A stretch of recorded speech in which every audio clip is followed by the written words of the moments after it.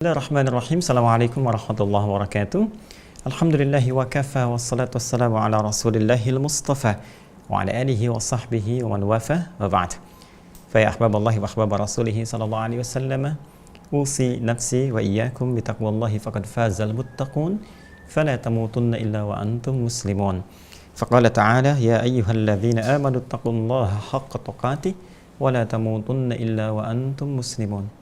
Baik, dalam ikhtiar memperbaiki kualitas ibadah kita akan lanjutkan kajian kita masih dalam pembahasan sifat salat Nabi Sallallahu Alaihi Wasallam.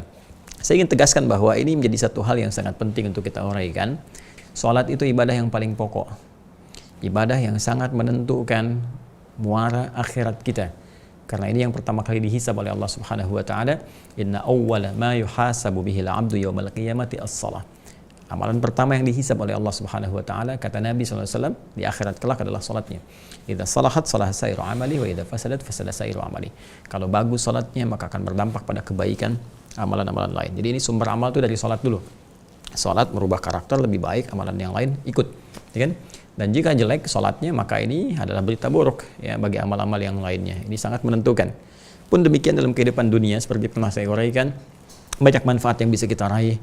Dari mulai ketenangan, cepatnya pengabulan doa, jembatan kesuksesan, kebahagiaan, dan hal-hal lain ya yang tentunya akan merubah kehidupan kita, bahkan perilaku kita lebih baik daripada sebelum-sebelumnya. Pada intinya, apakah sholat yang telah kita tunaikan itu, yang menjadi pokok ibadah kita, yang diwajibkan setiap hari, telah menghasilkan apa yang kita dambakan tadi, telah membuktikan keimanan kita di hadapan Allah, atau jangan-jangan apa yang kita kerjakan tidak berbanding lurus dengan hasil yang seharusnya muncul dari ibadah sholat tadi. Maka dua hal penting diperbaiki. Satu adalah kehusyuan, yang kedua cara penunaiannya, karena diduga kuat menurut Al-Quran akan ada orang yang sholat tidak khusyuk, dan diantara ketidakkhusyuan itu disebabkan karena tidak paham, tidak mengerti apa yang dikerjakan dan dilakukan dalam sholatnya. Untuk itu kita belajar, dan di pertemuan yang lalu Alhamdulillah kita telah sampai pada pembahasan iftitah dan istiftah ya, telah dapat bacaannya, referensinya dari mana, kemudian juga bagaimana cara membacakannya, dan hikmahnya itu yang paling penting. Ya, telah kita sadari, kalau saya izin berdiri, kita coba dari awal secara ringkas dalam mempraktikkan dari sejak kita mulai bertakbir. Ya, sejajar dengan bahu atau di sini, ya izin saya tegaskan untuk menandakan bahwa semua hal jika sudah kita mengangkat bertakbir, takbirnya ihram, harus menanggalkan ya, dan diharamkan membawa segala hal yang tidak terkait dengan sholat. Buang semua ke belakang, pasrahkan kepada Allah Subhanahu Wa Taala diri kita sepenuhnya, menghadap wa annahum ilaihi raji'un, dan boleh jadi ini penghadapan terakhir kita kepada Allah, dan mungkin jadi diwafatkan kita. Karena itu Nabi kadang mengingatkan, ya sallu salatal muwadda', salatlah kalian seperti salat perpisahan kita dengan dunia, dan mungkin akan kembali kepada Allah.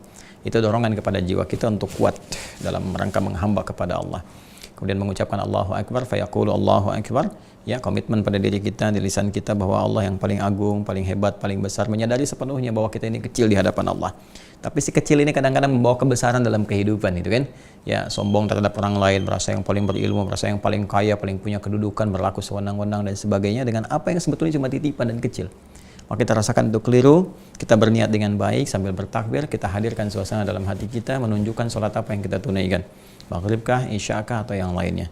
Baik, kemudian kita bersedekah, letakkan kemudian telapak yang kanan menutup yang kiri, menjaga hati dengan baik, bawa tutupi kekurangan-kekurangan yang kadang muncul dari nafsu ini, ya segera tekan. Kalau perlu genggam seperti ini, tutupi dengan kebaikan-kebaikan seperti pernah saya terangkan di pertemuan yang lalu.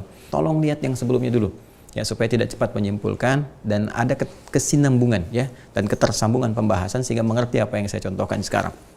Kemudian jaga. Dan dari penjagaan ini kita bermohon kepada Allah supaya kita jadi lebih baik dalam kehidupan. Dalam konteks kita membuka sholat ini, dalam suasana istiftah, iftitah, apa doa yang harus kita sampaikan kepada Allah supaya kita mendapatkan pembuka yang baik, mengawali kebaikan, menutup yang jelek-jelek, bertobat kepada Allah. Nah, di sini kita selesai kemarin membahas tentang doa iftitah baik di Al-Bukhari kemarin kita bahas di nomor hadis 744 dari Abu Hurairah itu yang Allahumma ba'id, ataupun di Sunan Abu Daud ya yang kita dapati kemarin di bab yang ke-123 apa yang harus dibaca saat istiftah, dan riwayatnya dari sahabat Ali bin Abi Thalib karramallahu wajah yang kita telah bacakan bersama, yang wajah tuh sampai ke ujungnya zalamtu nafsi ya, kemudian wa'taraftu bidzambi faghfirli ya fa innahu la yaghfiru dzunuba illa anta, ya, kita mengakui banyak dosa dan sebagainya. Nah, setelah itu suasana kan menjadi enak, jadi lebih tenang, jadi lebih bersih, karena orang taubat Allah berjanji menjamin dalam Al-Quran, kan? Siapa yang tobatnya benar, siapa yang tobatnya lurus dan berniat untuk baik, ya faman taba wa aslaha, siapa yang kemudian bertobat dan berusaha memperbaiki dirinya, berjanji komitmen, maka Allah akan berkenan menerimanya. Dan penerimaan Allah yang terbaik itu ketika menerima taubatnya, maka Allah akan berkenan menunjukkan jalan-jalan kebaikan. Nah, jalan apa yang akan dibuka ya oleh Allah Subhanahu wa taala melalui penunaian salat ini? Maka pembuka jalan ini intinya akan dimulai lewat satu bacaan. Ya, pembuka sesuatu dari sebuah inti yang menunjukkan kepada inti sesuatu itu disebut dengan Fatihah namanya. Fatihah.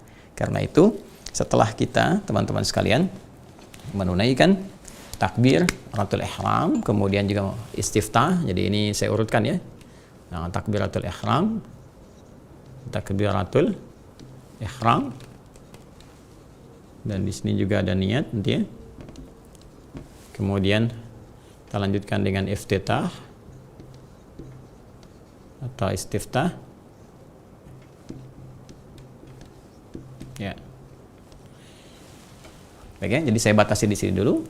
Kemudian sekarang kita akan masuk ke dalam satu inti ya, yang dimulai dengan bacaan ya. Bacaan itu disebut dengan qiraah namanya. Qiraah. Kalau bacaan spesifik berulang-ulang punya nilai mukjizat yang tinggi, bentuknya mubalaghah, maka disebut Quran. Ya, makanya apa yang kita bacakan firman Allah disebut Al-Quran karena dibaca terus berulang-ulang tanpa henti, punya banyak mukjizat. Orang nggak pernah bosan membacanya, orang nggak pernah bosan kemudian menghafalkannya, semua kalangan bisa baca dan sebagainya. Baik ya? Nah, jadi kalau kita ingin sifati dengan khusus bacaan saja, maka kita katakan apa? Al-qiraah. Ya, pakai alif lam bisa al-qiraah untuk menunjuk pada satu sesuatu yang spesifik bacaan. Nanti apa yang dibacanya kalau dalam sholat jelas nanti ya kita bacakan pertama kali setelah iftitah ini nanti adalah Al-Qur'an. Nah, jadi nama umum untuk bacaannya al-qiraah ya. Jadi kalau nanti misalnya ada di dalam hadis Anda baca misalnya ba'da takbir qabla al-qiraah. Nah, yang dimaksud qabla al-qiraah ini jelas ke inti bacanya itu Al-Fatihah, itu Al-Qur'an. Ya. Al-Fatihah. Saking pentingnya tuh Al-Fatihah ada alarm. Pik pik pik pik pik pik pik. Dengar. Ya, ini barangkali mobil tetangga atau mungkin mobil kita juga di bawah ya. Baik, teman-teman sekalian, lanjut ke sini. Ya, John, tolong matikan. Baik, teman-teman. Lihat sini ya. Bismillah. Kita akan masuk kepada sesuatu yang pokok. Pokok inti pembuka sesuatu. Ya, pembuka pokok inti disebut Fatihah. Ya. Kalau kemarin kan pembukaan yang mengantarkan pada sesuatu. Kalau ini intinya sesuatu itu dan akan dibuka, ya kan? Maka disebut dengan apa? Fatihah. Nah, Al-Fatihah ini tentu adalah Al-Qur'an. Ya, itu adalah apa? Al-Qur'an dan sifatnya berupa bacaan.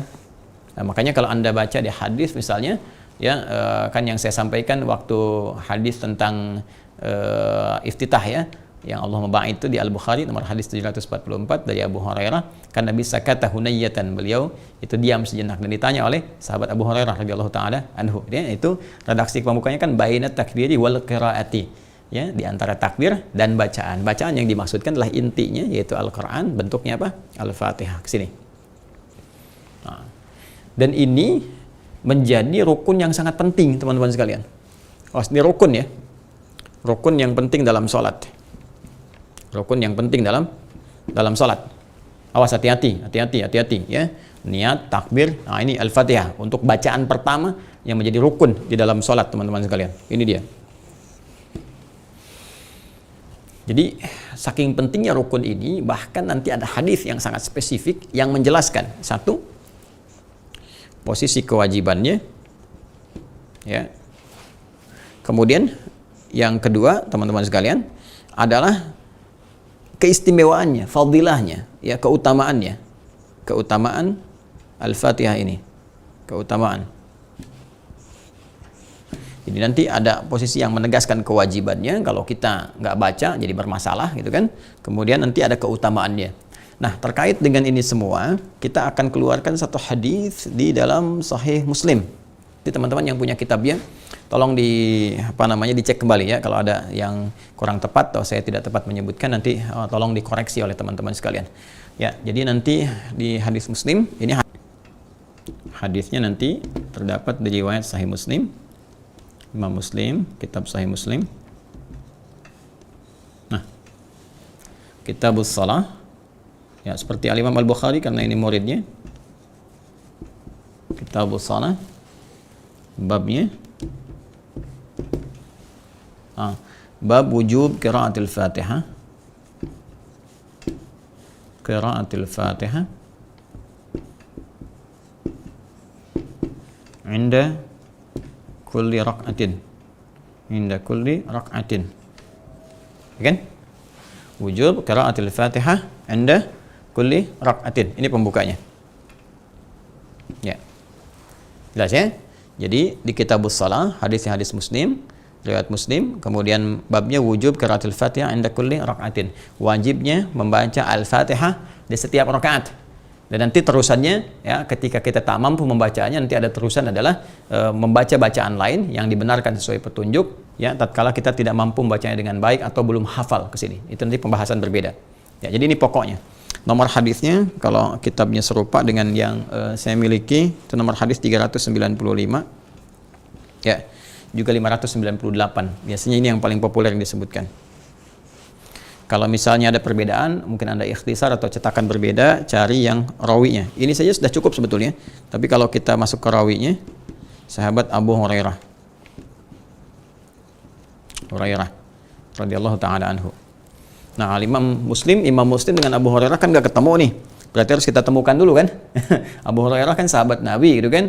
Imam Muslim jauh sekali, itu di eranya Al-Imam Al-Bukhari gitu kan. Nah, ini sementara sahabat Abu Hurairah sahabat ketemu Nabi dan wafat sebelum eranya Imam Muslim. Nah, sekarang kita urutkan dulu Imam Muslim terima dari siapa. Haddatsana, nanti Anda bisa cocokkan.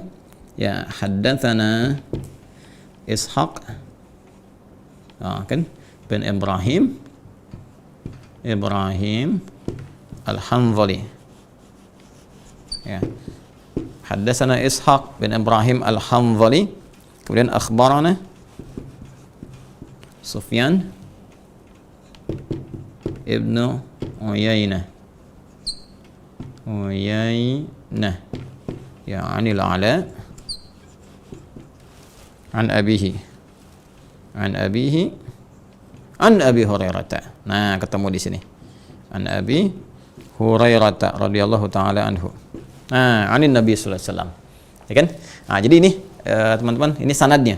Ya, urutan informasi transmisinya yang tersambung langsung kepada sahabat Abu Hurairah, karena ini hadisnya nanti akan diriwayatkan oleh sahabat Abu Hurairah, rawinya ini, ya, Abdurrahman bin Sakhar. Beliau nanti akan menerima dari Nabi sallallahu alaihi wasallam. Karena Imam Muslim enggak berjumpa dengan sahabat Abu Hurairah, mesti ketemu nih jalurnya, dari mana ketemu, dari sini. Maka kita Imam Muslim nih qala telah menyampaikan kepada kami siapa? Ishaq nih yang pertama, Ishaq dari Ibn Ibrahim, Ishaq bin Ibrahim gitu kan, Al-Hanzali. Kan Ishaq bin Ibrahim Al-Hanzali ini menerima dari siapa? Sufyan bin Uyainah. Sufyan bin Uyainah menerima dari siapa? Dari Ala dari bapaknya dari Abu Hurairah. Jadi jalur ini yang menyampaikan Imam Muslim kepada sahabat Abu Hurairah radhiyallahu taala anhu. Qala, ya, beliau menyampaikan, teman-teman sekalian, awas, hati-hati ya. Di sini ada sesuatu yang penting, ada dua bagian dari kalimat Abu Hurairah ketika menyampaikan hadis dari Nabi sallallahu alaihi wasallam. Qala Rasulullah sallallahu alaihi wasallam, man shalla salatan, saya bacakan di sini, ya, dan saya tuliskan, man shalla salatan walam yaqra fiha bi ummil kitabi bi ummil qur'ani, ya, fahiya khidajun, ya, fahiya khidajun talatan, 3 kali, ya, ay ghairu tamamin. Sampai sini dulu. 1, terkait dengan kewajibannya. Ya, jadi kan tadi kita bahas 2 kan, 1 kewajibannya Fatihah, ini masih ada, alhamdulillah. 2 keutamaannya. Ya, terkait kewajibannya teman-teman sekalian, redaksi hadis yang pertama dari sahabat Abu Hurairah radhiyallahu taala anhu menyampaikan dari Nabi sallallahu alaihi wasallam, Nabi mengatakan man shalla salatan. Ya, tadi saya uraikan, kalau Anda siang lihat di Madrasah Imam Al-Bukhari, saya terangkan tentang man. Ismun mausulun yadullu 'alal fardiyatil 'ammiyah. Jadi kan isim mausul konjungsi kata sambung yang menunjuk kepada objek atau bahkan subjek, kan sifatnya personal tapi bentuknya luas. Artinya kalau ada man, itu yang diajak bicara saya, ya, kita, Anda, teman-teman. Jadi Nabi langsung mengkhitab kita, mengajak bicara kita. Kata Nabi, "Hei kamu, Adi Hidayat, hei kamu fulan, hei kamu fulana," itu kan? Baik. Jadi man shalla salatan. Hei engkau, hei siapapun ya yang menunaikan salat, satu salat. Ya, salat apapun ini. Salat apapun, terutama yang pokok, yang fardu, ya, 24, 4, 3, 4. Ya, subuh, 2, 4 zuhur, 4 asar, 3 maghrib, 4 isya. Ya, siapapun yang menunaikan satu salat, kemudian walam yaqra fiha, dan dia tidak membaca di dalam salat itu, ya, bi ummil Qur'ani, dengan ummul Qur'an, Al-Fatihah. Ya, nama Al-Fatihah nanti banyak teman-teman sekalian, ya. Ada yang menghitung sampai belasan bahkan, ya. Nanti Al-Fatihah disebut ummul Qur'an, disebut juga nanti Asy-Syafiyah, Al-Kafiyah, ummul kitab, gitu kan? Jadi banyak sekali namanya. Sesuai dengan keistimewaannya. Biasanya satu surah kalau punya banyak fadilah, jamaknya fadail, punya banyak keutamaan, maka keutamaan itu pun dijadikan sebagai bagian dari namanya. Ya, Al-Fatihah ini banyak sekali, ya banyak. Dia satu surah yang dengan izin Allah bisa menyembuhkan, maka disebut dengan Asy-Syafiyah. Kisahnya banyak tentang kepala suku yang tersengat kalajengking itu yang pernah saya sampaikan di awal kajian Al-Qur'an di Aqsa, ya kan? Kemudian juga dia disebut dengan Al-Kafiyah karena isinya merangkum intisari dari Al-Qur'an Al-Karim keseluruhannya. Kemudian dia ummul kitab, kan? Ummul Quran yang kembali semua isi Al-Quran itu induknya ke sini, ke Al-Fatihah. Jadi ini teman-teman sekalian. Dan Al-Fatihah dia pembuka. Kenapa disebut Al-Fatihah? Ya, karena li'annaha taftatihul Qur'ana fil mushaf. Dia membuka Al-Quran itu ya di dalam mushaf. Jadi dimulai dengan Al-Fatihah. Wa salatu tuftatahu biha, dan dia juga membuka salat. Salat dibuka dengan Al-Fatihah. Karena itu tadi saya katakan pembuka inti, bacaan inti dalam salat, maka dibuka dengan apa? Al-Fatihah. Ini teman-teman sekalian. Nah, orang yang sholat, terus dia nggak baca pembukaannya, nggak masuk ke inti pembukaan, kan? Ya sama aja orang mau masuk ke satu tempat, nggak lewat intinya, nggak buka pintu, nggak apa, tiba-tiba masuk lewat dari jendela, dari genteng atas, bluk ke bawah, kan? Nggak akan diterima. Anda datang ke istana presiden, ya langsung dari atap yang nerobos, bluk, ya jangankan sampai ke bawah, Anda baru nyampe atap aja mungkin udah dikejar pas pampres, ya. Nah, namun di sini masuk pembuka kan, lewat pembukaannya, lewat intinya dan sebagainya. Baik teman-teman sekalian. Atau Anda misalnya mau udah ketemu dengan presiden atau misalnya ketemu dengan siapalah yang Anda inginkan kan, direktur atau pimpinan Anda dan sebagainya. Ya baru ketemu nggak ada pembukaan, nggak ada apa-apa dan sebagainya, langsung mengatakan, ya langsung pada inti, langsung pada ini itu, kan tidak juga. Ada pembuka inti. Dia ada dari masuk sebagai pembukaan kan, pembicaraan awal, pembuka kepada inti, langsung inti. Nah, ini pembuka kepada inti sesuatu yang menjadi bagian tak terpisahkan dari sholatnya adalah Ummul Quran, Al-Fatihah. Nih ada orang, kata Nabi SAW, nggak baca Al-Fatihah. Sengaja dia di sini nggak baca, sengaja. Faya khidajun, 3 kali disebutkan. Ya maka ya sholatnya itu disifati dengan khidaj, pencuri, dia pencuri gitu kan, pencuri. Teman-teman sekalian di sini pencuri itu kan jadi ngambil sesuatu gitu kan yang menjadikan sesuatu itu nggak sempurna, gitu kan? Yang menjadikan sesuatu tidak sempurna, makanya ditafsirkan ghairu tamam. Nah, ghairu tamam di sini ini tafsiran ya. Ghairu tamam artinya nggak sempurna sholatnya, tidak sempurna sholatnya. Nah, maka di sini ada yang menafsirkan tidak sempurna di sini, ada yang ketat ulama mengatakan dia nggak sah sholatnya. Ya, karena ada hadis lain juga yang memahamkan bahwa la sholata liman lam yaqra bi fatihatil kitab. La salata, ya tidak sah salatnya, tidak ada salat bagi orang yang ya, kemudian tidak membaca Fatihatul Kitab, ya surah Al-Fatihah dalam salat. Nah, ini ulama sepakat dalam konteks dia menunaikan salat, khususnya pertama ya dalam konteks dia sendirian. Ya. Jadi dia yang disepakati, yang enggak ada perbedaan pendapat di sini. Jadi salat sendirian dia sengaja tinggalkan Al-Fatihah, maka dihukumi tidak sah, dia mesti mengulang salatnya. Ya, karena la salata di sini, la-nya di situ diartikan teman-teman sekalian dengan sifatnya penafian. Ya, walaupun di situ bisa naksi juga karena harokatnya fathah, ya tidak sempurna. Itu la naksi artinya kurang, nggak sempurna. Sama persis ghairu tamam. Dan sesuatu yang tidak sempurna tidak baik, maka diulang. Makanya Khalid bin Rafi Az-Zuraiki ketika dia sholat dan nggak sempurna sholatnya, diminta oleh Nabi untuk mengulang. Ya, maka di sini yang memasukkan kepada aspek kewajiban. Kemudian juga nanti ada dalam konteks berjamaah. Nah, di sini ada perbedaan pendapat, tapi umumnya jumhur di sini menyepakati, termasuk nanti terusan di hadis ini adalah tetap dibaca, nanti tetap dibaca. Ya, walaupun imam baca kita mengikuti dan nanti ada standar cara baca kita, bagaimana cara membacakannya. Ya, berapa ayat paling minimal, kalau imam cepat kita bagaimana, nanti ada detailnya.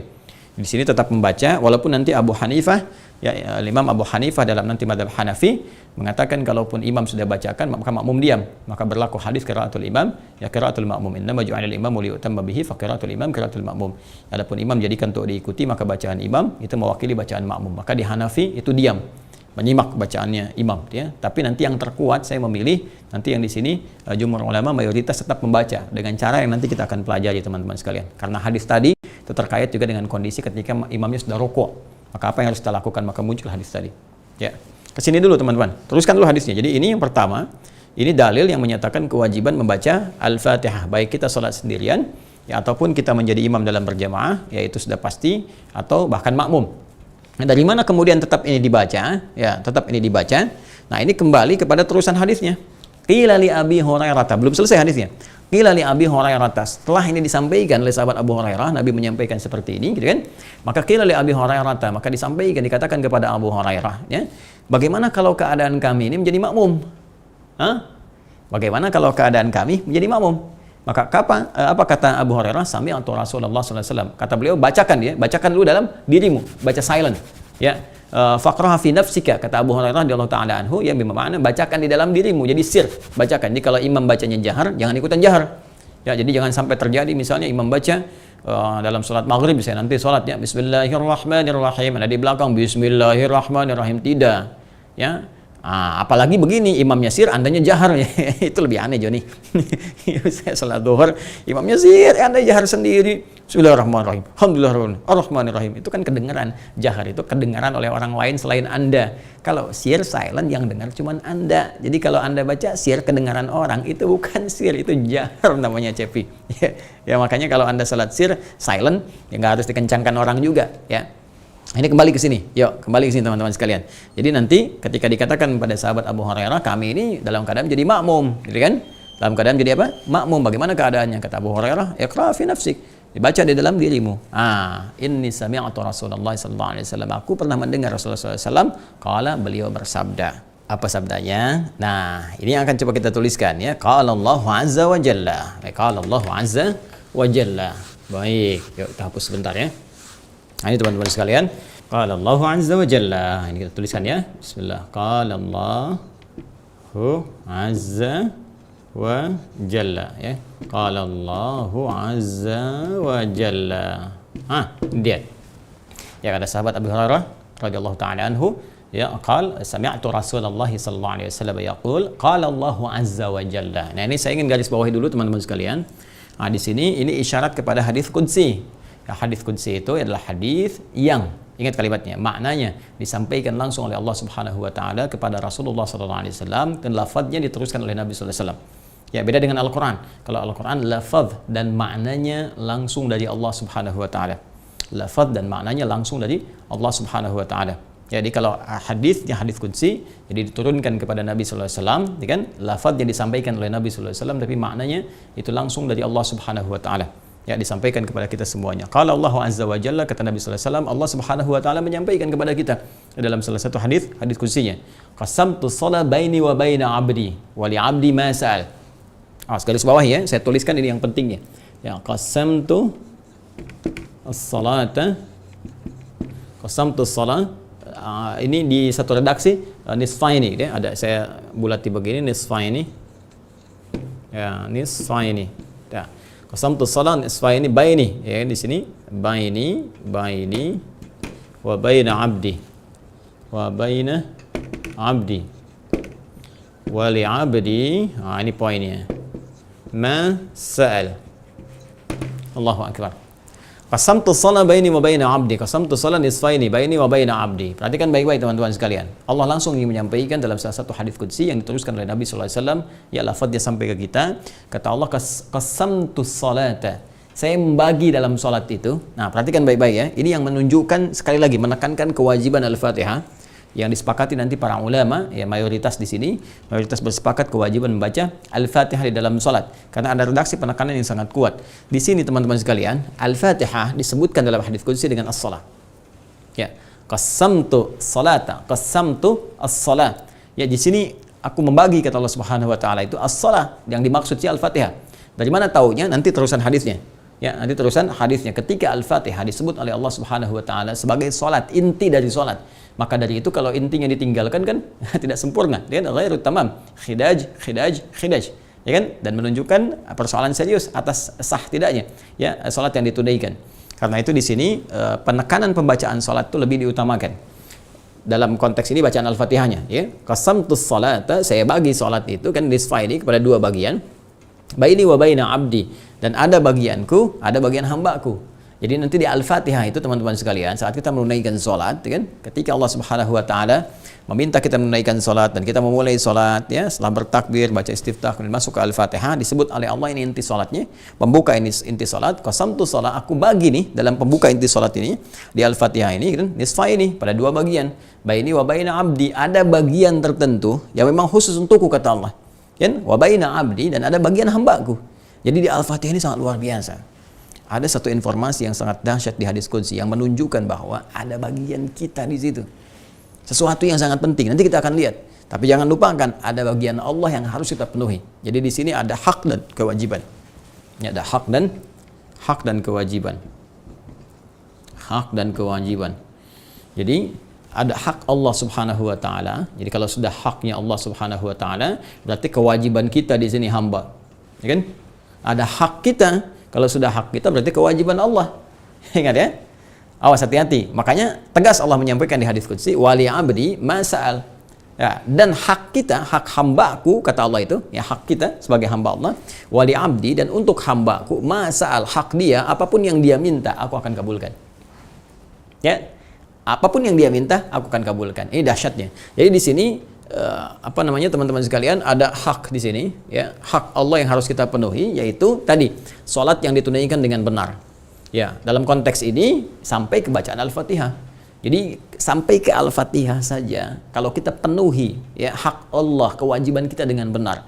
Niatnya benar, takbirnya benar, gitu kan, iftitahnya benar, sampai ke Al-Fatihahnya benar, maka di situ Allah akan berikan bagian yang paling spesial baru sampai ke bacaan Al-Fatihah saja.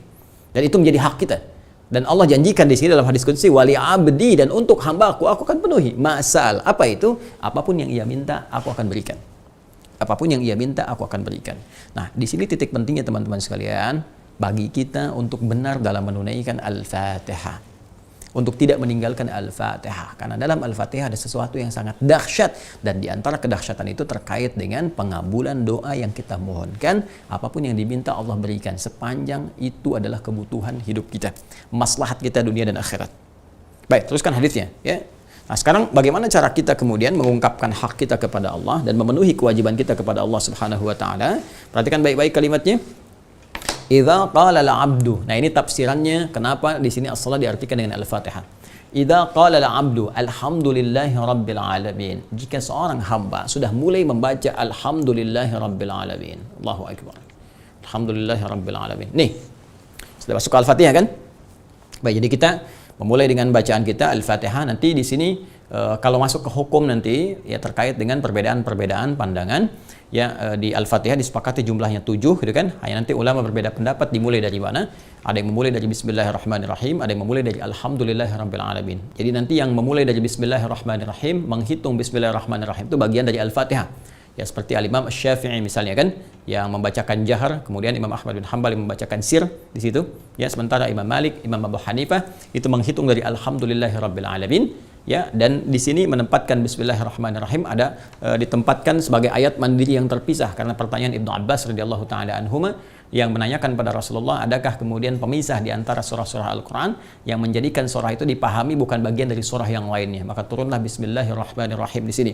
Maka nanti sebagian memosisikan Bismillahirrahmanirrahim itu bagian terpisah, ayat yang berdiri sendiri sebagai pembuka di setiap surah. Sebagai pembuka di setiap surah. Karena itu bedanya Al-Fatihah dengan Al-Baqarah dipisahkan Bismillahirrahmanirrahim.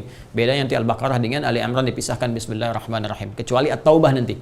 Ya, kecuali At-Taubah, Al-Bara'ah, karena ini terkait dengan peperangan, izin untuk membela diri, izin untuk membela kehormatan, membela bangsa, membela masyarakat, kan, membela saat dizalimi. Maka dalam pembelaan itu ada pertumpahan darah. Sedangkan Bismillahirrahmanirrahim itu ayat yang terkait dengan kasih sayang. Dalam perang gak ada kasih sayang. Gak ada orang nembak, izin nembak ya, Dor, aku sayang kamu sebetulnya. Itu terlalu lebay Joni, nggak ada. Perang ya perang, tembak ya tembak, gitu kan. Makanya nanti di Al-Bara'ah itu tidak ada Bismillahirrahmanirrahim, langsung ta'awudz, langsung ke bara'atum minallah dan seterusnya. Nanti Bismillahnya tetap berjumlah 114, karena nanti di An-Naml pun ada wa innahu min Sulaiman wa innahu Bismillahirrahmanirrahim, sempurna di 114 kali disebutkan dalam Al-Quran. Ya, untuk Al-Fatihah pun itu disebut sebagai pemisah bismillahnya. Bismillahirrahmanirrahim pada riwayat yang tadi disampaikan dalam pandangan madhab selain Asy-Syafi'i dan juga madhab Hambali. Yang bacanya jahar Asy-Syafi'i, Hambali bacanya sir. Ya, di Maliki langsung ke Alhamdulillahirabbil alamin, di Hanafi juga demikian. Nah, ketika masuk ke sini teman-teman sekalian, ya, hadis yang diqudsi, wa idza qala al-'abdu alhamdulillahirabbil alamin. Jika seorang hamba mulai membaca Al-Fatihahnya dan dia katakan alhamdulillahirabbil alamin. Fokus ya. Qala Allah azza wa jalla, maka Allah menjawab bacaannya ini dengan jawaban hamadani abdi. Hamadani abdi. Ya, hambaku telah memujiku. Pelan-pelan ya. Wa idza qala al-'abdu ar-rahmanir rahim. Kan ar-rahmanir rahim, kalau hamba membaca ar-rahmanir rahim, kemudian Allah menjawab, kalau Allah azza wa jalla, Allah menjawab gitu kan, asna alayya abdi, asna alayya abdi. Baik, hambaku tengah menyanjungku. Wa idza qala al-'abdu maliki yaumiddin, ketika hamba membaca maliki yaumiddin, ya kan, maliki yaumiddin, qala Allah azza wa jalla, maka Allah pun menjawab, majjadani abdi, ya, majjadani abdi, hambaku tengah mengagungkanku. Di hadisnya waqala marwatan fawada ilayya abdi, kan? Hambaku tengah menyerahkan urusannya kepada keagunganku, kan? Nah, ini dia yang paling menarik teman-teman sekalian. Ketika sampai pada ayat yang berikutnya, iyyaka na'budu wa iyyaka nasta'in. Idza qala al-'abdu iyyaka na'budu wa iyyaka nasta'in. Ini beda sendiri teman-teman jawabannya nih. Ketika hambaku berkata dalam salatnya iyyaka na'budu wa iyyaka nasta'in, qala Allah azza wa jalla. Ini intinya. Allah menjawab hadza.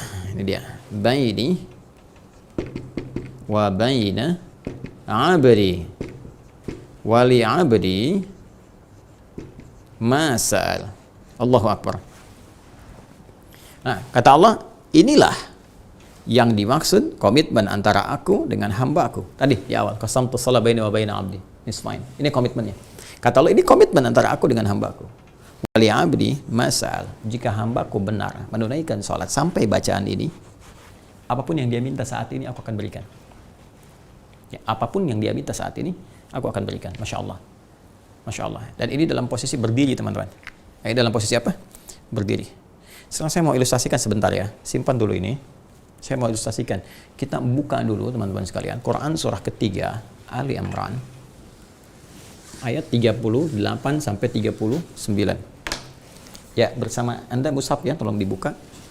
Quran surah ketiga Ali Imran ayat 38 sampai 39. Di mushaf standar paling kanan pojok sebelah atas. Ya, saya mau kisahkan sejenak saja. Nabi Zakaria alaihi salam telah berumah tangga dan berharap mendapati keturunan dari ikhtiar rumah tangganya. Dan Allah berkehendak dengan satu kehendak yang sangat luar biasa, ujian bagi beliau dari mulai berumah tangga sampai rambutnya memutih, fisiknya sudah letih, gitu kan? Washta'ala ra'su syaiba. Jadi dalam bahasa Al-Qur'an di surat Maryam itu sudah mulai rambutnya memutih ya, dan terus tidak pernah putus asa. Ya, walam akum bidu'aika rabbi syaqiyya, dan saya tidak pernah putus asa untuk memohon kepadamu ya Rabb untuk punya keturunan. Ternyata qadar Allah belum dapat keturunan. Bahkan istrinya divonis monofus dan mandul, mohon maaf, secara medis. Ya, nanti teman-teman yang mengalami peristiwa serupa, misalnya belum ada keturunan setelah berumah tangga cukup lama dan sebagainya, bisa ditempuh salah satu ikhtiar ini. Ya, ini contoh kepada kita untuk bisa diamalkan. Nah, maka apa yang terjadi? Teman-teman sekalian, beliau kemudian berikhtiar untuk menunaikan sholat dengan sempurna di mihrab. Mihrab itu bisa jadi bentuknya ruangan, ya kayak imam masjid tuh ya, imam kan ada ruangan mihrab kan untuk mengimami itu. Atau kita bisa bikin di rumah, bisa ruangan, atau kalau nggak ada ruangan pun teman-teman, atau di musala bisa bikin satu bagian mihrab. Kita bisa jadikan hamparan sejadah aja, seperti saya pernah bikin juga begitu. Ya, dulu waktu saya pertama ke Indonesia, kemudian dengan istri itu kan ngontrak, dan bukan aib. Ya, kita mengontrak dan sebagainya, kita hamparkan sejadah untuk menunaikan ibadah di situ, ya, dan jadikan mihrab. Dan mihrab itu tempat yang memang khusus untuk ibadah. Jadi nggak ada yang lain-lain tuh, handphone apa semua cerita-cerita nggak usah masuk ke situ. Ya, jadi nggak bisa terima misalnya telepon, atau kita mohon maaf sekali ya makan di situ, atau bikin status pun jangan. Ya, ceklik selfie, maaf ya jangan ganggu aku sedang di mihrab, itu nggak boleh. Keluar dulu di situ. Ya, mihrab khusus untuk ibadah saja. Dan di antara fungsi mihrab mempercepat terkabulnya doa. Ya, di antaranya. Makanya imam, kenapa tempatnya di mihrab saat dia memimpin sholat? Karena imam itu adalah puncaknya. Imam itu intinya dalam sholat yang diharapkan bisa terkabul dengan bacaan imam doa-doa kita. Ya kan? Nah, dari sini kemudian teman-teman sekalian, boleh kita punya mihrab di rumah, ya, seperti Maryam punya mihrab. Ya, di ayat ke-37-nya kan Maryam, ya fataqabbalaha rabbuha biqabulin hasanin wa ambataha nabatan hasanan wa kaffalaha Zakaria kullama dakhala 'alaiha Zakaria al-mihraba. Maryam punya mihrab. Nah, Nabi Zakaria kemudian mencoba menunaikan di mihrab itu, bermohon kepada Allah sesuatu ya yang tidak ada batas, ya seperti Maryam mendapatinya. Ya, sifat Allah yang memberi tanpa batas disebut dengan Wahhab. Wahhab. Kalau kita memohon kepada Allah, menyebut dan meminta dengan tulus, kita katakan hab. Untuk pribadi li, kalau banyak lana, hab lana. Rabbana hab lana min azwajina wa dzurriyyatina qurrata a'yun. Maka di sini Nabi Zakaria menunaikan salat.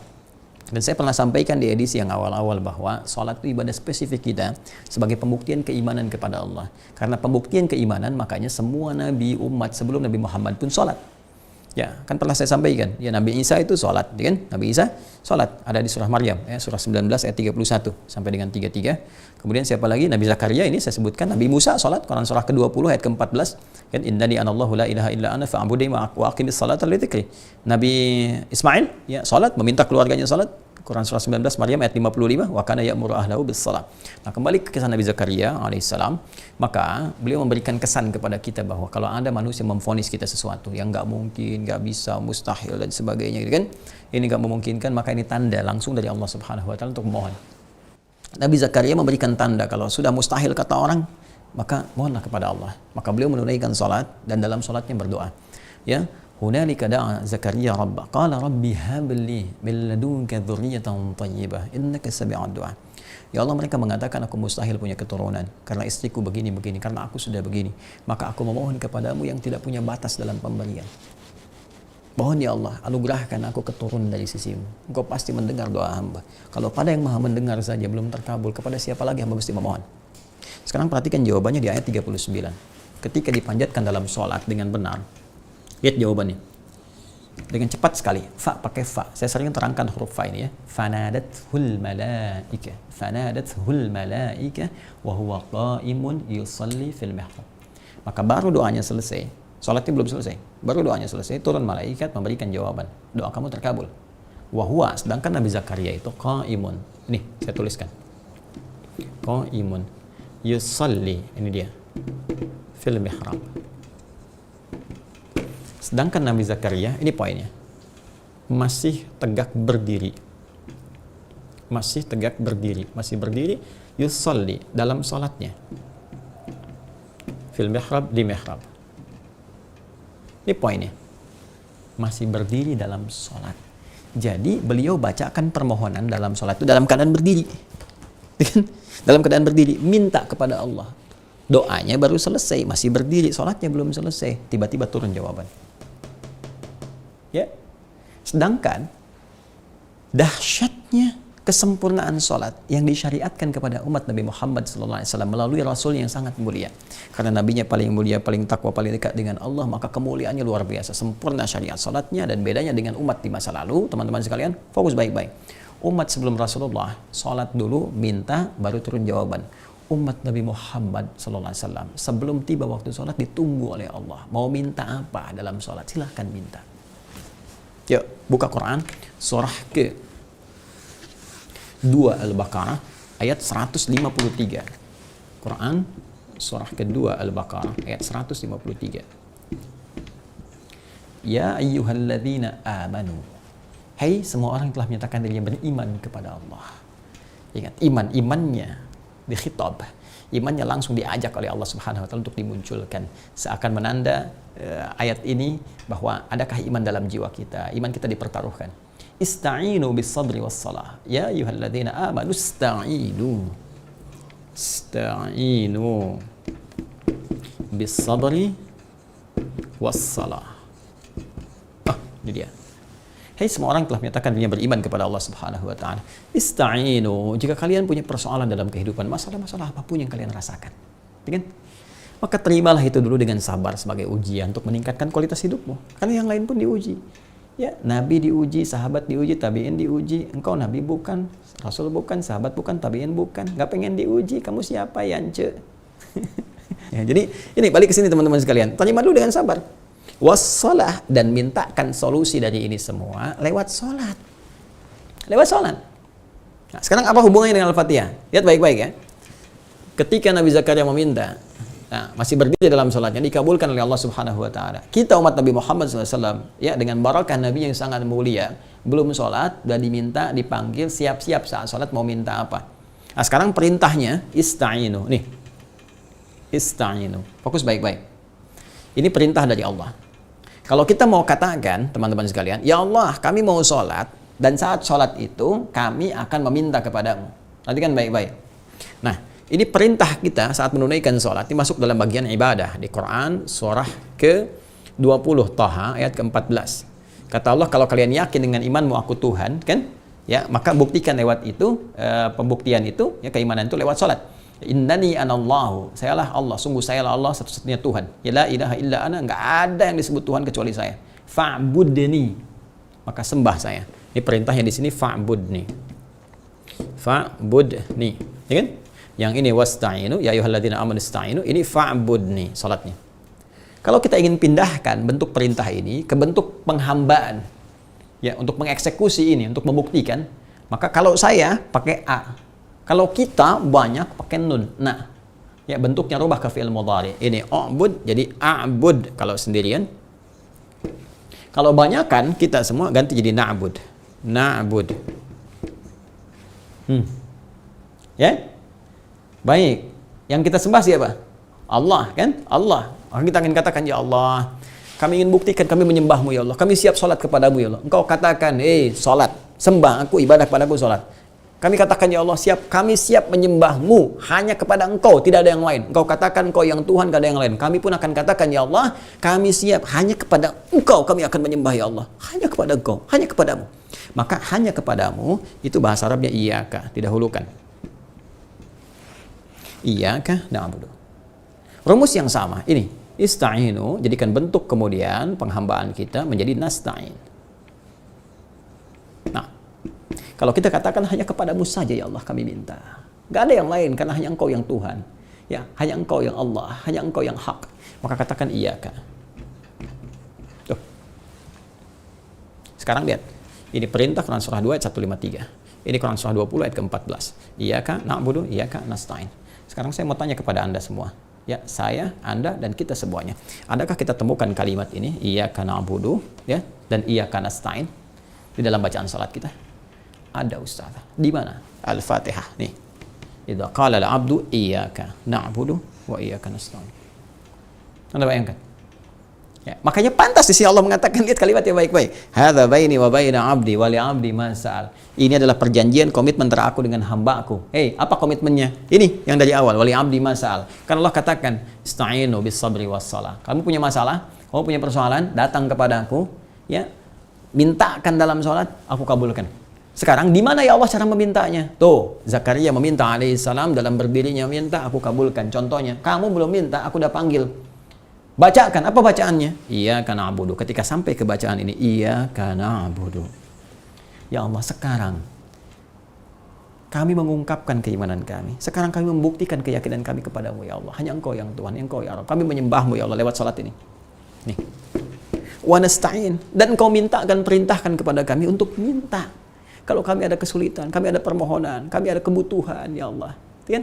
Sekarang kami meminta hanya kepadamu, wa iyyaka nasta'in. Maka ketika Anda mengatakan, saya mengatakan, kita mengatakan, iyyaka na'budu wa iyyaka nasta'in, Allah langsung menjawab, hadza baini wa baina 'abdi. Inilah perjanjian komitmen antara aku dengan hamba-Ku. Wa li 'abdi ma sa'al. Dan kalau benar hamba-Ku sampai detik ini, ya, apapun yang dia minta aku akan berikan, sepanjang itu menjadi kebutuhan dunia dan akhirat dia, maslahat dia. Dahsyat di sini. Ternyata rahasia Al-Fatihah itu bisa mempercepat terkabulnya doa baru sampai di sini. Kan? Nah, sekarang timbul pertanyaan. Dua pertanyaannya. Satu.